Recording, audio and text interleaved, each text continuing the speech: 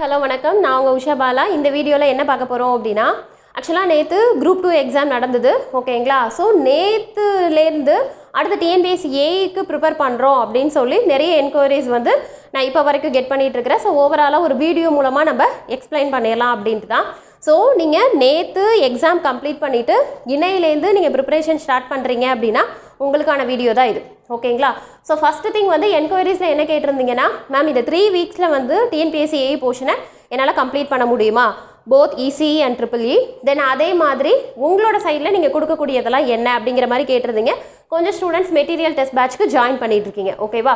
So ஓவராலாக என்ன strategy நம்ம சைடில் என்னென்ன கொடுத்துட்ருக்கோம் அப்படிங்கிறத தான் இந்த வீடியோவில் கிளியராக சொல்ல போகிறோம், ஓகேங்களா.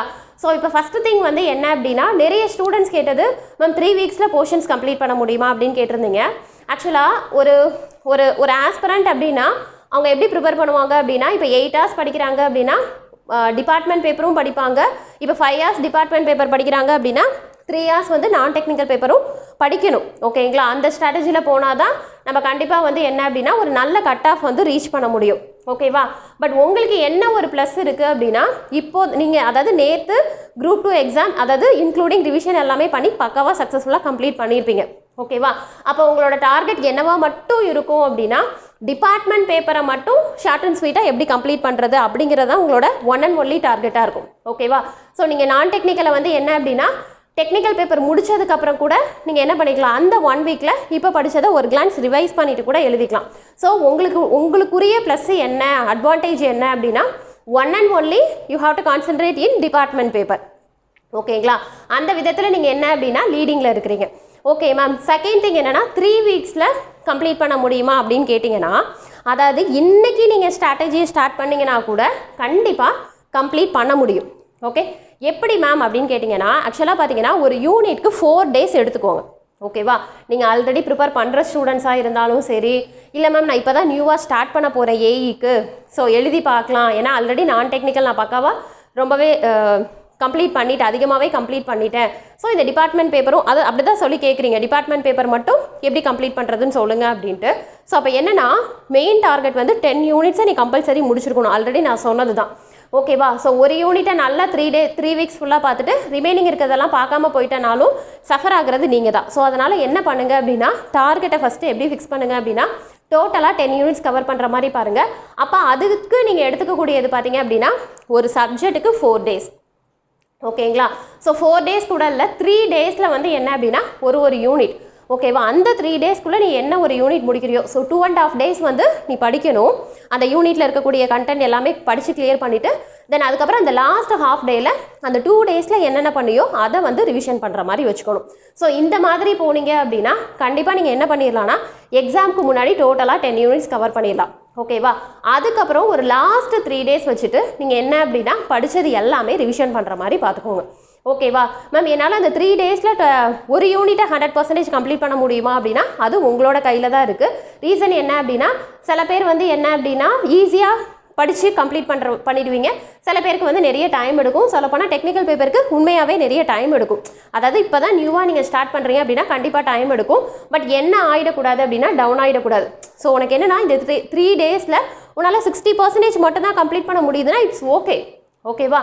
ஸோ 60% கம்ப்ளீட் பண்ணிட்டு நீங்கள் என்ன பண்ணிடணும் அப்படின்னா அடுத்த யூனிட்டுக்கு சுவிட்ச் ஓவர் ஆகிடும், ஓகே. எல்லா யூனிட்ஸுமே வந்து ரொம்பவே வந்து என்ன அப்படின்னா அதிக டைம் எடுக்கும் நம்ம சொல்ல முடியாது. இப்போ இசிலாம் பார்த்தீங்க அப்படின்னா ஒரு 4 units கிட்ட வந்து உங்களுக்கு என்ன இருக்குன்னா தியரிட்டிக்கல் பேப்பர் இருக்கும். இப்போ உங்களுக்கு ஒயர்லெஸ் கம்யூனிகேஷனாக ஜஸ்ட் 1 day போதும், இல்லைனா மேக்ஸிமம் 2 days போதும். ஸோ அப்போ அதில் 1 day இருக்குமா.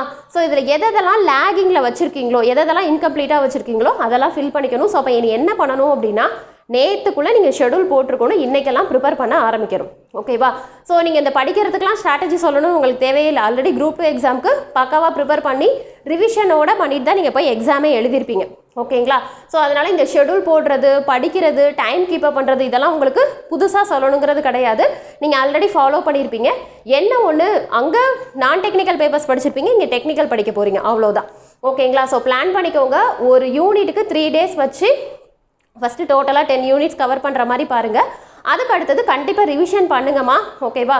So last 2 days or 3 days நீங்கள் ரிவிஷன், அதாவது நீங்கள் என்ன படிச்சியோ ஒரு யூனிட்டில் ஒரு 50% படிச்சிருக்க அப்படின்னா ஜஸ்ட்டு ரிவிஷன் பண்ணிக்கோ, ஓகே. ஓகே மேம், தென் அதுக்கு அடுத்து பார்த்தீங்க அப்படின்னா என்கிட்ட சுத்தமாக மெட்டீரியலே இல்லை, புக்ஸோ மெட்டீரியலோ இல்லை, நான் ரொம்ப வருஷத்துக்கு முன்னாடி முடித்தேன் அப்படின்னா ரொம்ப சிம்பிள், நெட்லேருந்து சர்ச் பண்ணிக்கோங்க. ஓகேவா? நெட்டில் எல்லாமே உங்களுக்கு அவைலபிளாக இருக்கும். ஈவன் டீச்சிங் வீடியோஸாக இருக்கட்டும், அதர் தென் பார்த்தீங்க அப்படின்னா உங்களுக்கு கான்செப்ட் வைஸான கண்டென்ட் எல்லாமே உங்களுக்கு நெட்டில் அவைலபிளாக இருக்கும். அதை தவிர்த்து பார்த்தீங்கன்னா நம்மளோட சைட்லேயே என்னோட சேனல்லையே பார்த்தீங்க அப்படின்னா நிறைய சப்ஜெக்ட் பிளேலிஸ்ட்டாகவே உங்களுக்கு என்ன அப்படின்னா ஃப்ரீ சோர்ஸாகவே கொடுத்துருப்போம்.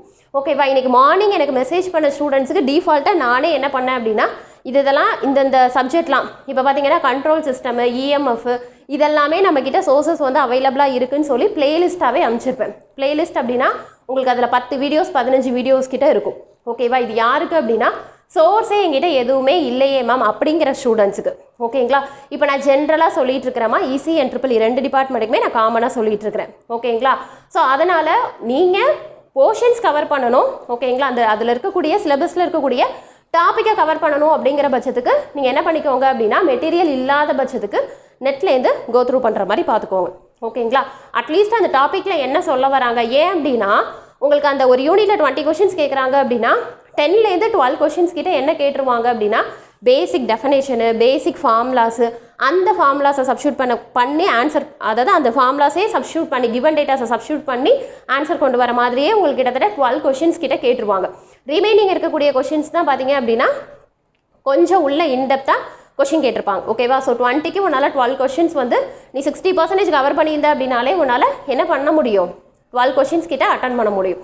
ஓகேங்களா? ஸோ 3 வீக்ஸ் தான் இருக்குது அப்படிங்கிற மாதிரி யோசிக்காமல் 3 வீக்ஸ் நமக்கு இருக்குது, ஸோ கண்டிப்பாக நம்ம என்ன பண்ணலாம் அப்படின்னா இந்த 10 யூனிட்ஸை வந்து சக்ஸஸ்ஃபுல்லாக முடிக்கலாம் அப்படிங்கிறத மைண்டை ஃபிக்ஸ் பண்ணிவிட்டு நீங்கள் படிக்க ஸ்டார்ட் பண்ணுங்கள்.